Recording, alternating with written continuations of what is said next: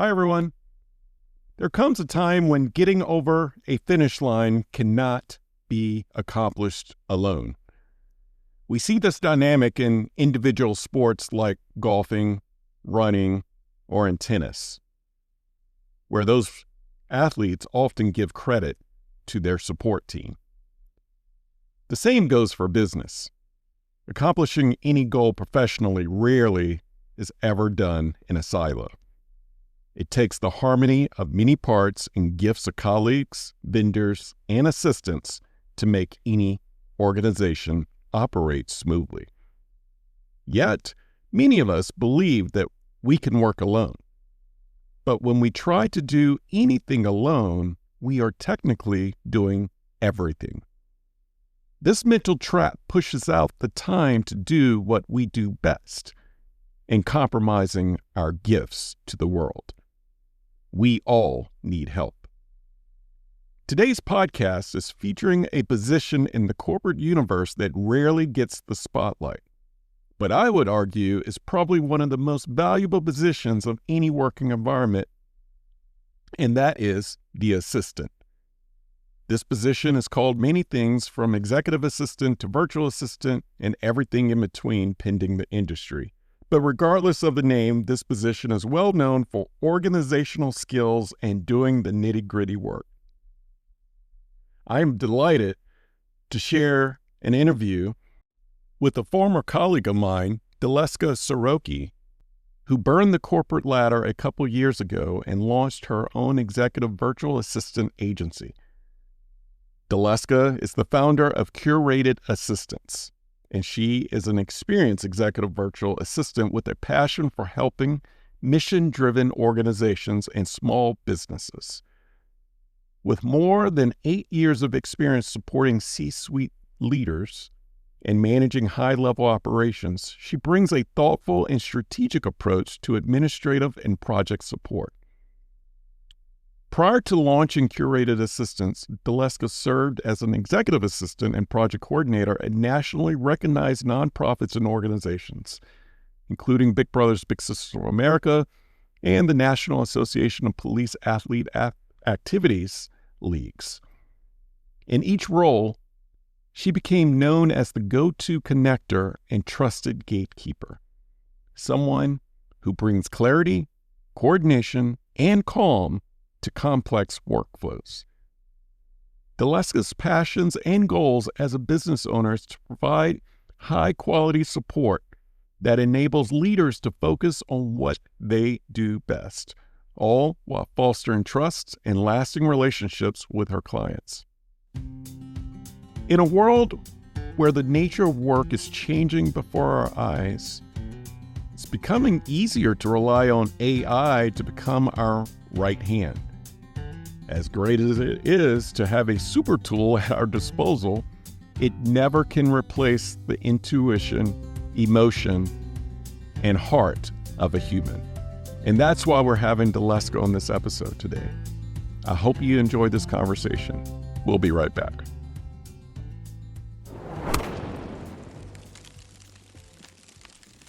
You are listening to the Work Life Eubiosis podcast with your host, Charleston Edwards. If this is your first time here, welcome. My goal is simple: to eradicate burnout and to bring harmony, purpose, and balance to this world, starting with the family. My hope is that this show and the story shared will provide encouragement and ideas that will be valuable to you on your journey to work-life freedom. So let's dive in to today's episode.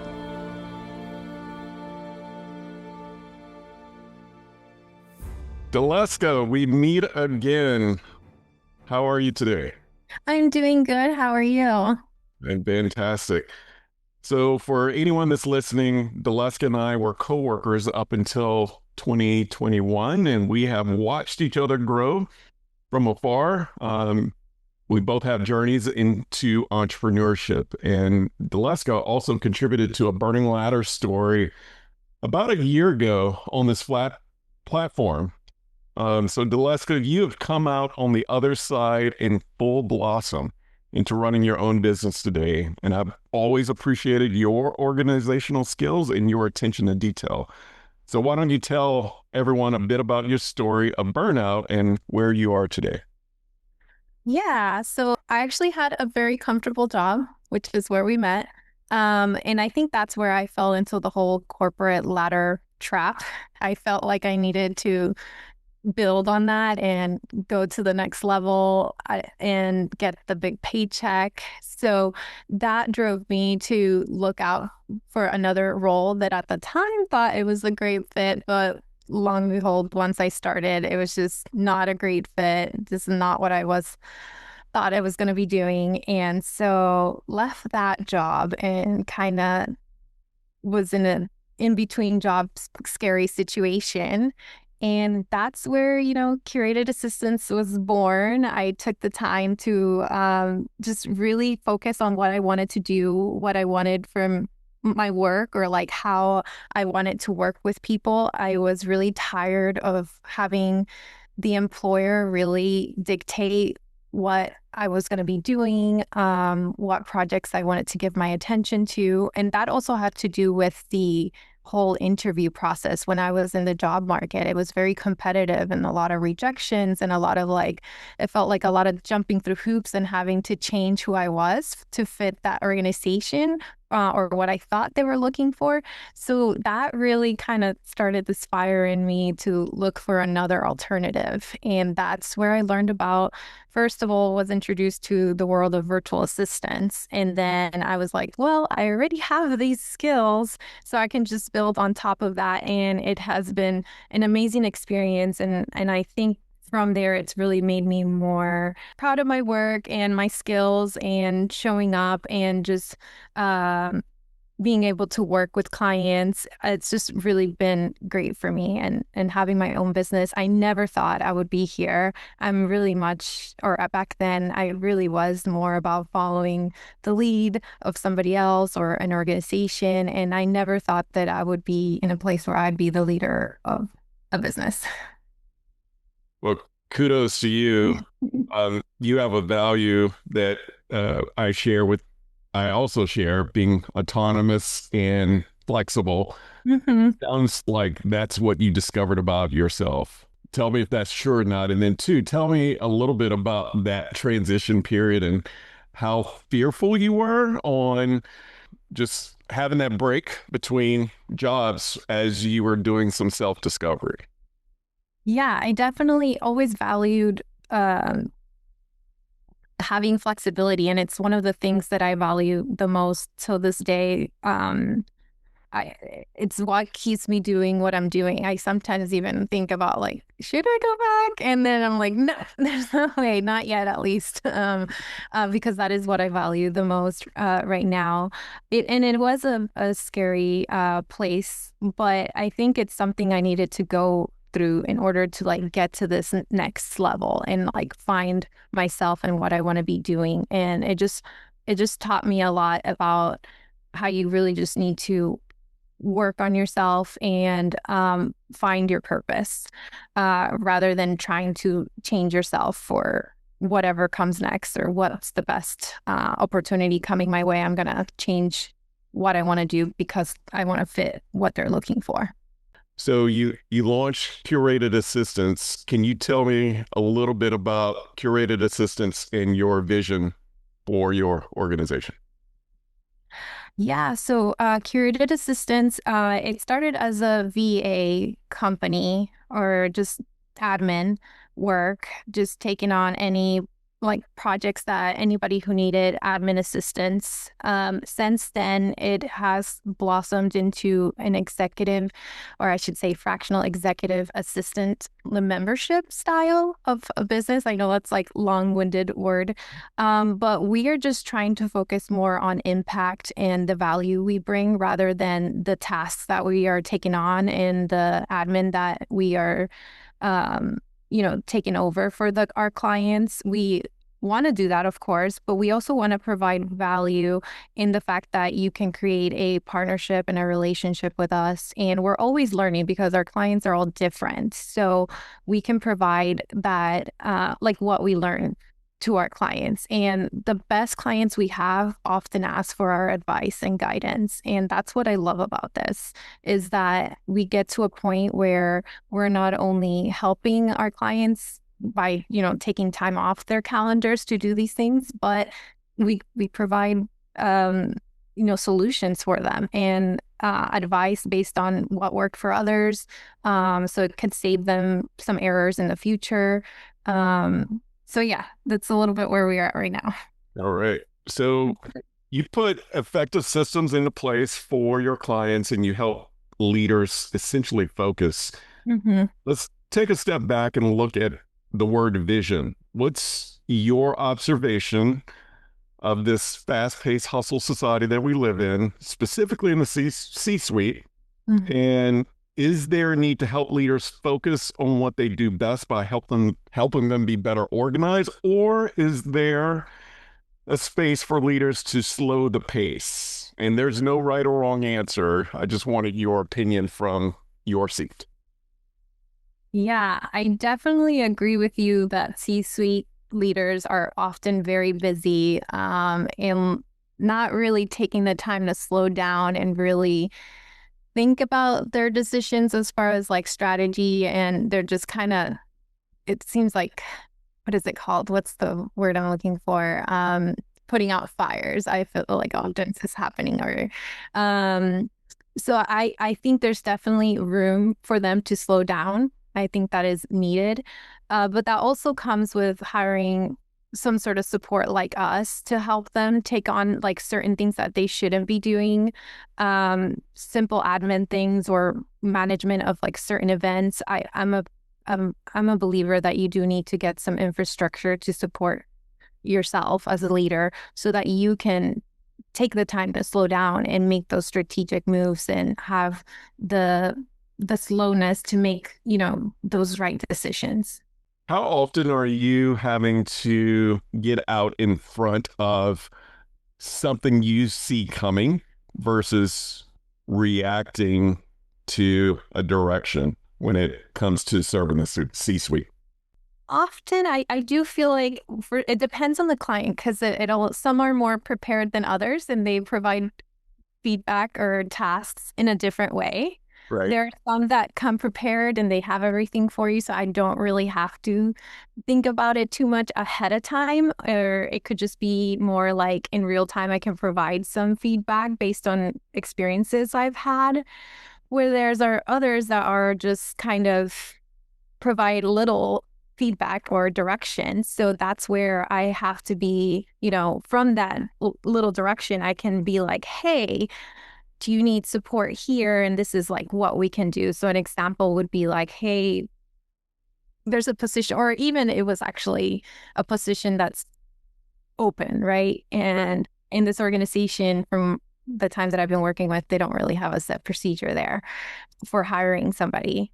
So that's where I kind of took the initiative and said, hey, we've done this in the past for another client. Do you want us to take a stab at this, at like setting up the job position, coming up with the SOP and kind of figuring out the process of like how we're going to handle the interviews and things like that. So I think it depends a little bit on the person as well, and their level of organization and communication. But I really do try my best to be, ahead of things. Good. 2024, 2025 especially has birthed another turn in technology, and a lot of people, for their assistance, depends on AI, right? For you, as a person who thrives off human services, do you believe we have a real reason to fear losing jobs, especially when it comes to assistants, VAs, EAs? Is there a fear of losing jobs to bots and highly sophisticated language model machines? I've tried to stay optimistic when it comes to AI. I do think it's a tool. We really need to use it as that. It does help us streamline things and operate in faster and take over like repetitive tasks that we may have. So that's how I see how it could be beneficial to us. But I don't believe at this time that they'll be able to replace like the human touch and the human interaction that we crave. Um, that's where I'm at right now with it. I do think that you should learn in about AI, not try to deter from it, because that's where I think you may be left behind when it comes to losing your job. If you become well versed and you know how to use it well, then you're only going to become more valuable to yourself or to the organization we work with. I don't like to emphasize too much the organization you work with, because I'm like, to be independent, so more for like your personal growth and learning. I have seen it more like I have learned a lot while using it and learning about things that I don't think I would have ever learned as quickly if I didn't have AI. At least giving me a early roadmap, but also take it with a grain of salt of what AI can give you, because they're not always right on the information. So that's why I also think that human interaction will always be needed, because I still catch certain things that come wrong when I'm working with AI, and I'm able to catch it because I'm the human in the interaction. You're right. AI, as fast as it is, there's always a mistake there. Yeah. Somewhere. You have to look for it.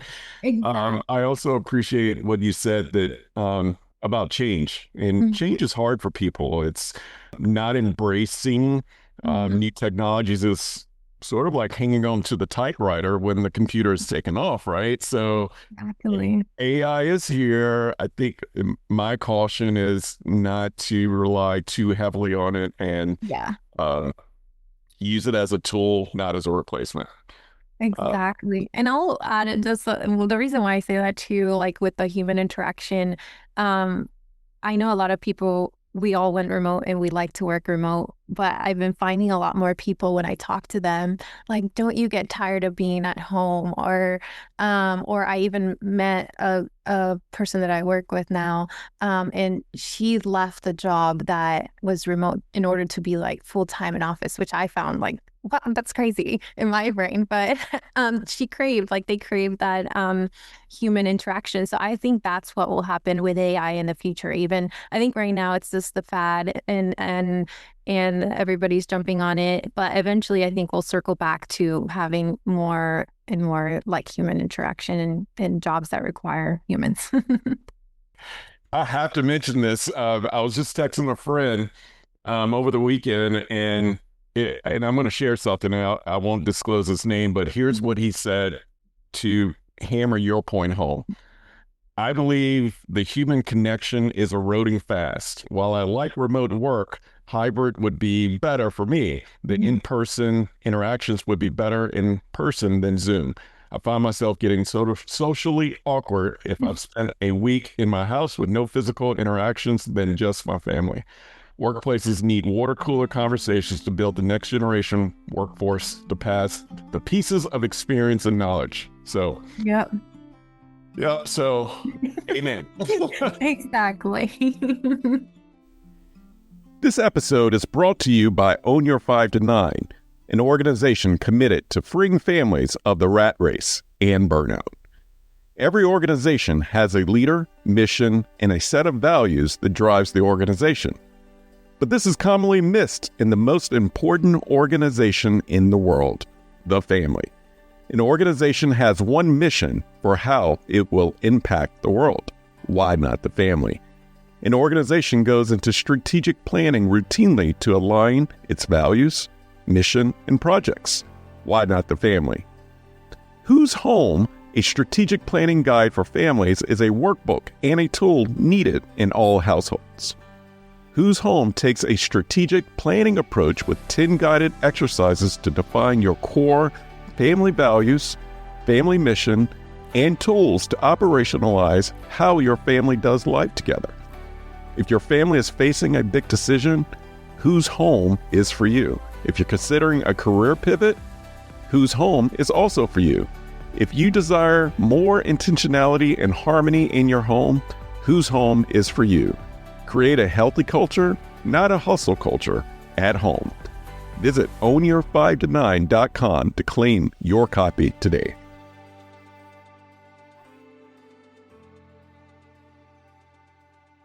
Earlier, you mentioned fractional executive assistants. Can you explain more about what that is and how this model benefits both entrepreneurs and nonprofits? Yeah, to simplify it, a fractional assistant to me, executive assistant, I should say, um, is an executive assistant that you hire on, but for a part-time package. They provide the same value, they have the same experience, and are able to take on more tasks and complete them quickly without too much guidance from you because they have that experience. Where sometimes with virtual assistants, especially if it's somebody that you're trying to hire from like across the world or something, might not have that experience or have worked kind of in the corporate world, that might not be able to take on the tasks or provide the deliverables as you expect them to be. So it's just kind of like a higher level of admin and project management. Plus, then you get the feedback and the guidance from us. So, like I said, we're always working with different clients, so learning from them. So you get that kind of like special value from us because we share our knowledge with you, where maybe you might not get that from a general admin virtual assistant. Gotcha. So essentially, you're able to reduce the timing of onboarding. Yeah, exactly. That too, because I do feel like I mean, obviously there's when we bring on a new client that we still need to learn them a bit, but I feel like that time is a bit shorter than when you hire your traditional, admin. Because again, it's not full time, so you're not having to learn all the intricacies of the company. It might just be focusing on a few things, and we're used to pivoting all the time. So we just know because of like the experience we had, I feel like we know what questions to ask and we can take the initiative quicker than maybe hiring somebody that's like brand new or just again somebody that is more focused or entry level like VA admin. Awesome. With so many, and you mentioned this earlier, with so many virtual assistant services across the world, how do you differentiate yourself from other firms in the similar space? Yeah, and I think VA is kind of like a catch-all term because you'll see that there are VAs that focus just on tech or on marketing. So for us, we again try to focus on that high-level executive admin assistance, project management, and we like to try to focus on nonprofits because that's where a lot of my experience has been. We don't just focus on them, but that's kind of like our bread and butter, our core experience. And it has been a great fit to work with them just because a lot of the time nonprofits don't have the bandwidth to hire a full time, depending like how big they are, of course. Uh, they don't have the bandwidth or they just need this small amount of support. So that's one thing that I think makes us different. Also, the personal approach. We like to, with your membership with us, you get like a weekly Zoom call with us. So you get to know us, you see our faces every week. So it's really building that trust and relationship that I think maybe other like bigger firms that you see out there where you see, oh, hire a VA for like $10. Well, you might not ever see that person, or you might be talking to a variety of different people and you might not hear from them for like I don't know. I can't say because I never use them, but maybe you might not hear from them for a while or something like that. So I do feel like the customer service that we provide is different. It really feels like working with anybody else or having your own employee that's part-time. And then we're family owned, so my husband and I are partners in this. So right now we're still very small, so it's just the two of us. So a lot of the people are like, oh, so like, who are you going to assign me to? How many people am I going to talk to? I'm like, it's really just my husband and I for now. So you get that personal touch. We're doing the work for you. And so that's what I think makes us different. We want to stay boutique and small size for now because that's where we can provide that personal touch and the best value, I think, for now. You mentioned something that um, entrepreneurs and nonprofits have in common, which is typically a lack of bandwidth and a lack of budget. And it doesn't go for all, but a majority of entrepreneurs are limited in funds, as well as nonprofits having to wear multiple hats. So uh, I want to speak to that part around affordability.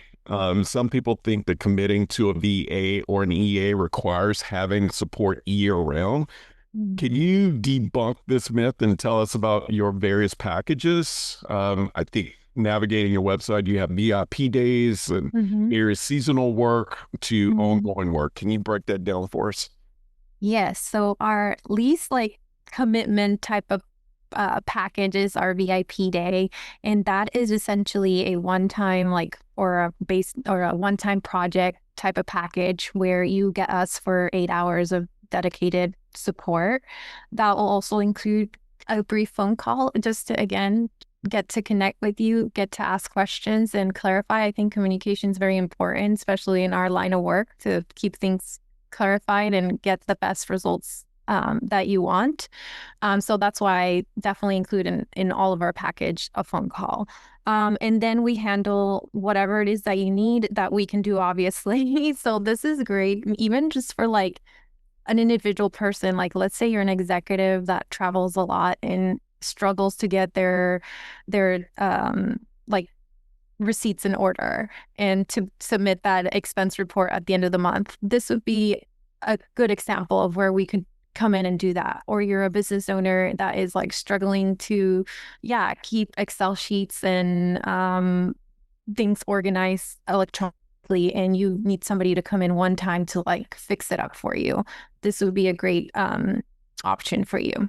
Now, if you're thinking you can take somebody on and it's a little bit more ongoing, this is it would be our fractional executive assistant memberships. That's kind of like our core offering and what we mostly work with.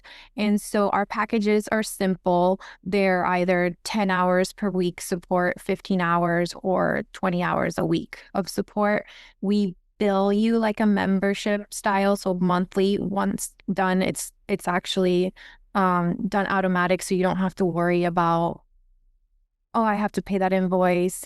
Oh my gosh, I have to do this extra step. It's all automatic, and we do month to month. So let's with a 14-day like cancellation notice. Right. So that way, let's say you try us out, maybe it's not what you thought, or maybe something happens, you lost funding, you can no longer, do this. Or in the other case, you get to the point where I can bring on a full-time hire now and I don't really need a part-time, I really need a full-time. That's happened in the past too. So that's why we believe in flexibility. And also, this works for me too. I mean, it might bring on a client that maybe wasn't the greatest fit. It goes both ways. Exactly.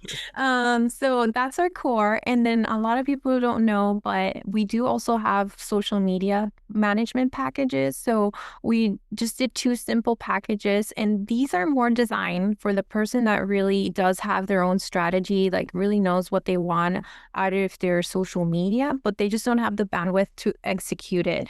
So you bring the strategy and then we'll bring it to life. So we can create the artwork for you, come up with like the hashtags or the writing around it, and anything like administrative, like scheduling those posts on your behalf. That's really what these two difference. We have like a basic and then a more detail. It just depends on how many posts and things like that you want. And that's really all our offerings for now that we're doing. That's a lot of all for I know. Yeah. And like I said, our ongoing is really what, the weekly support or monthly support is really what our core clients are. But I think the other two would be great. I think it's just not a lot of people know about that we offer those. And so that's probably maybe why Right. we, haven't utilized as much. Well, I love the membership model. It just shows just how membership has sort of taken over so many industries, and I never thought about how a membership would work for the executive assistant space. So that's really cool to hear. Yeah, I really like it. And I think it like simplifies it for people, because a lot of people before we used to say like, what is the term like for when you hire a lawyer, a retainer. And I was like, that Yeah. sounds so scary, like retainer.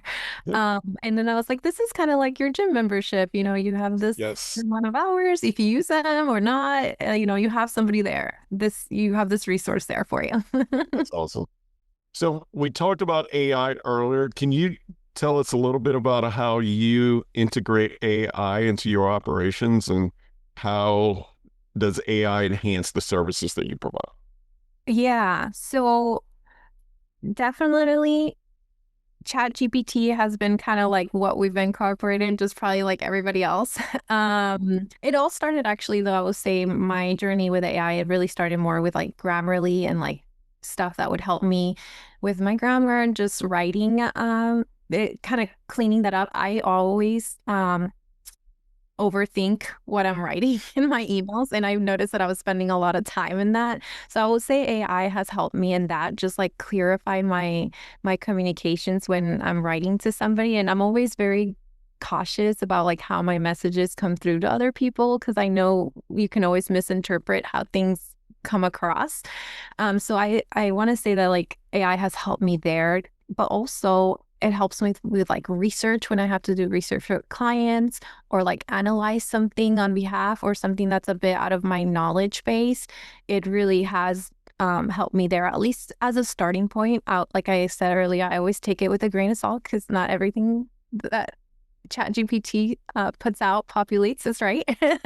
But that was my journey. And then I've noticed that like everything that like every platform I feel like now has some sort of like Yes. AI. Yes. So I've started kind of like implementing those. So like my CRM system, when you book a call with me, it can like automatically send a message on my behalf with like our portfolio. So like that's an example that has saved me time where before I was manually having to send that email. Or my Zoom calls that are done through my CRM now automatically take notes for me, which that's also helped me. Where before I was so focused on taking notes during calls with people that I talk to or on behalf of clients. And now I don't really have to worry so much because, oh, like, did I catch everything? Because that kind of has helped in that process, like Right. clarify, my notes and things like that. Inboxes and meetings are just two things that are major challenges for combating overwhelm, right? Yeah.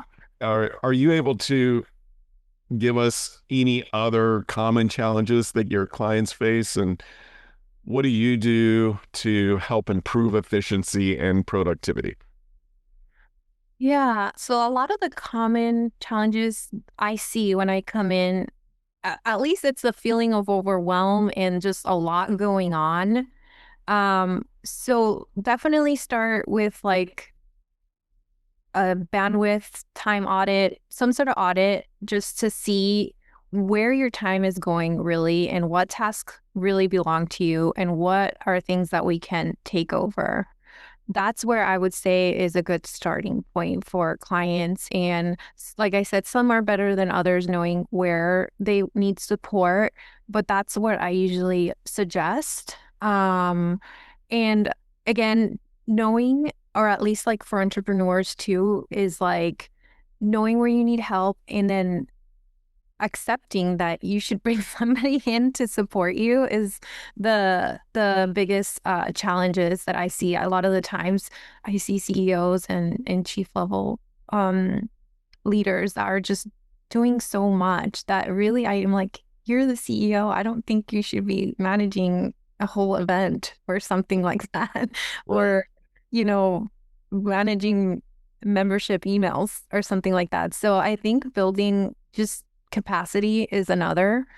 And I just really try to come in with processes. I love kind of dissecting like what are the best ways of doing certain things and trying to implement those when they're ready and when I can and makes sense. So like earlier, an example that's happening right now is the whole hiring process. There's not really one now, and having to work on that I think will be helpful in the future to stay organized.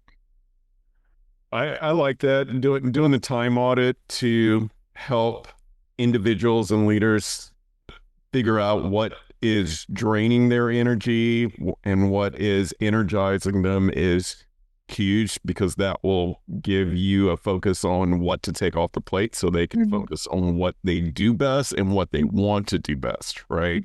Exactly. And a lot of your CEOs are extroverts. They're the face of the brand, so they are on stage in front of a camera, behind a microphone. And to your point, if they are stuck backstage, it prevents them from being who they need to be at their best on stage, the proverbial on stage, right? Yeah. And then also just going back to the proactive solutions of being able to implement processes. So I like that as well, because in moving from nonprofits to entrepreneurs, entrepreneurs are CEOs and they wear all the hats. Yes. But when you are a solopreneur or entrepreneur, you don't have systems. So I guess that leads me to the next question of how do you tailor your services to meet unique needs between industries and between big teams and small teams or a one-person team? Yeah. So for me with that, it all starts with listening. And during our discovery calls, I try to get as much information from the potential client as possible, as also with like a form, just to see what their needs are, what they think their needs are.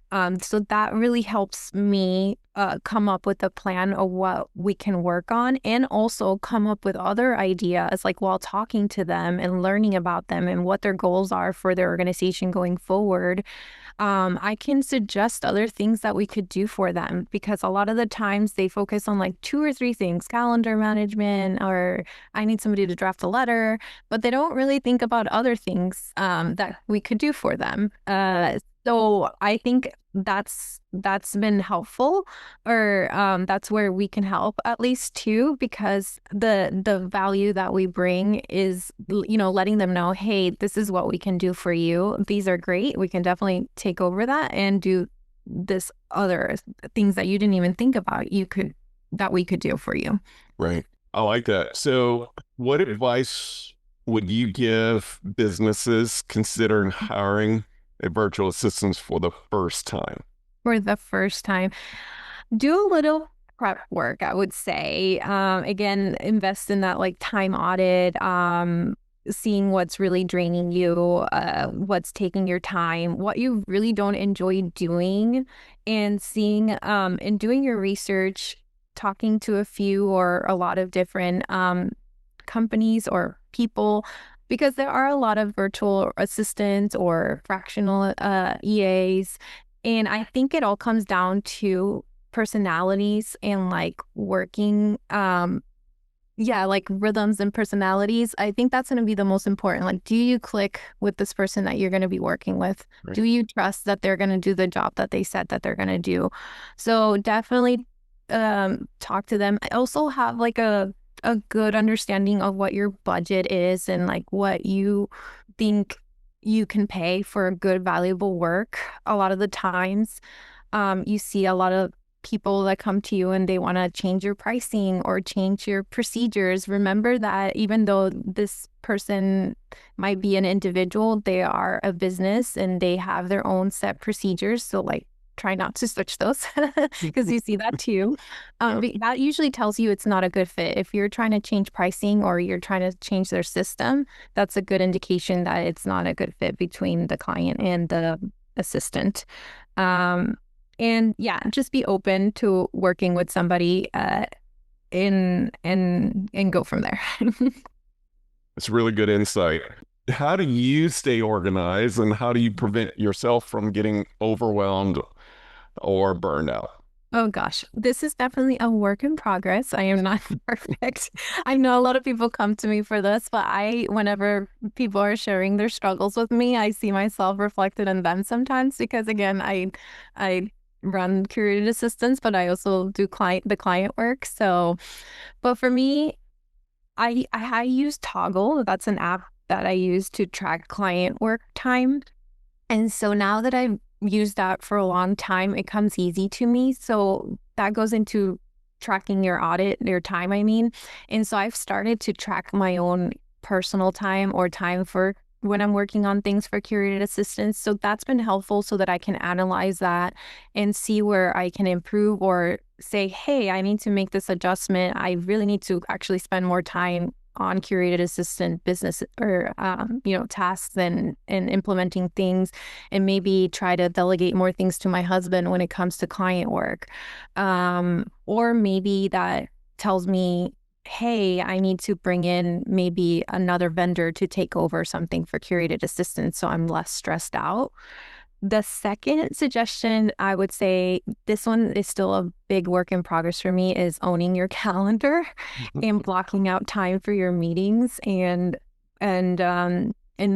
creating kind of like that, boundaries around the time. So right now I have like a pretty good system when I know I'm going to be working on days for certain clients and then stuff for curated assistance. So like one of the biggest things I implemented, I think you do something similar, is where I try not to have meetings on Fridays.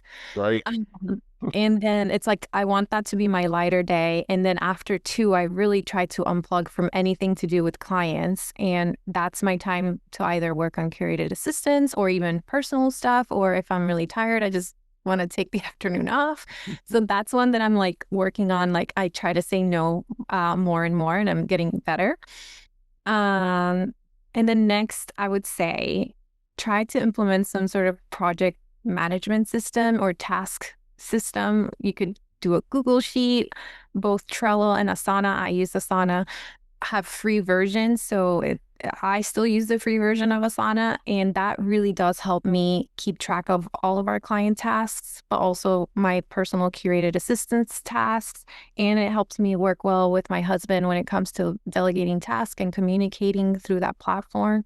And that will teach you, especially if you're a solopreneur, how to delegate and manage other people when you are ready to hire on somebody, because you're really thinking through explaining the tasks to somebody and providing as much information so that person can really take the lead on that task without really having too much input from you, Right. and you having to own it. Those are my top 3 things as far as that. I know I'm probably like going on too long. But No, you're good. personally too, something that's helped me is more personal, is having a good morning routine.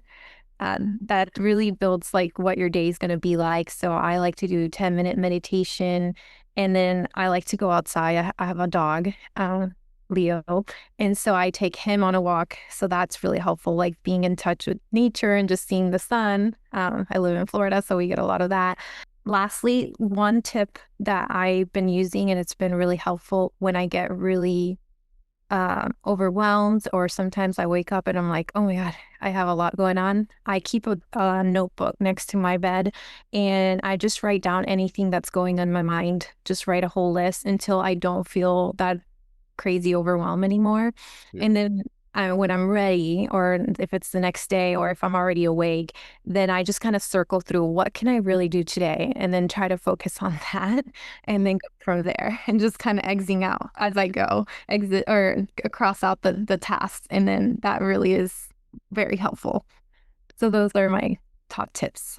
I love that. You just took us through a crash course of wellness time management, which is all the things of on your 5 to 9. I love it. It really is helpful. And I think this really sets the tone for your day and for your business, because business, it does add, it is stressful. I know that we obviously, when we go as a solopreneur, we always, are going for it because we want that flexibility. And at first we think it's going to be less stressful, but it does, I don't know, it just has a lot more things you have to worry about compared to having just your general job, your general tasks. I feel like you have more responsibilities. Right. Well, you mentioned this earlier about looking back, Mm-hmm. and entrepreneurship, solopreneurship is not an easy road. It's a thrilling road. Mm-hmm. It has so many benefits, but do you ever look back and have any regrets? No, not at all. Because I feel like my journey like brought me out of my shell. I was very like quiet and like I said, just follow the leader and just provide input when needed. And I feel like as a business owner, I'm learning constantly. And it just makes me a better person. I feel more confident. That is the word I was looking for earlier. More confident in just overall life and just being able to know that I bring value to people's lives and to the people that I work with, which sometimes when you're working for others in companies, you might lose. So that's something that I think Curated Assistance has brought to me. I love that. I love the fact that your mission in life is to help people be more organized and less overwhelmed. More people do need more assistance, and there's a lot of solutions to ending overwhelm, but there's no better solution than getting real human assistance. So Yeah. thank you for what you do. Yeah, and I always like to share too that it's not like so you can, I mean, of course you can hire somebody to like do more and it's like work related, but also maybe it's just for you to have more time to spend with your family or for you to actually take that vacation that you want to take. So I always try to fit that in when I'm like Yes. reading about it or putting stuff on my website. I'm like, I know I always try to, my go-to is always like, oh, so you can like grow your business or, do more in your business. But I'm like, well, also, so you just have more time for what really matters, which is being with your family and friends and doing what you want to do. That's right. That's right. That is a perfect ending spot. I love that, Daleska. Thank you. So anyone that's listening, how can they find you, learn more about your packages and your services? Where can they find you? Yeah, so definitely our website is the starting point. So www.curatedassistance.com. So start there. You can book a discovery call with me through the website. You can also email us. We'll answer any questions. So hello@curatedassistance.com is our email. So those would be the best ways to reach us and connect with us and ask us any questions. We're here to help and go from there. Well, thank you, Daleska. Thank you for joining us today and sharing all your wisdom. Awesome. Well, thank you so much for having me, Charleston. I really enjoy listening to your podcast, and I'm honored that I got to be on it. Absolutely. We shall talk soon. Yeah, sounds great.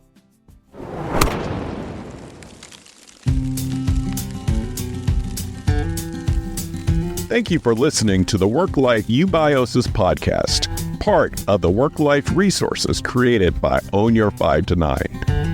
I hope that you have found encouragement and a few ideas to strengthen your journey to purpose, freedom, and balance. Have you overcome burnout and found a new way of life? Millions around the globe are still at the risk of burnout and losing it all. And your story may be the one that sparks not only a dream, but action. Visit ownyour5to9.com for more information and submit your story. While you're there, join the Work-Life Eubiosis newsletter and receive additional resources weekly right to your inbox. If you enjoy this podcast, take time to subscribe, rate, and leave a review.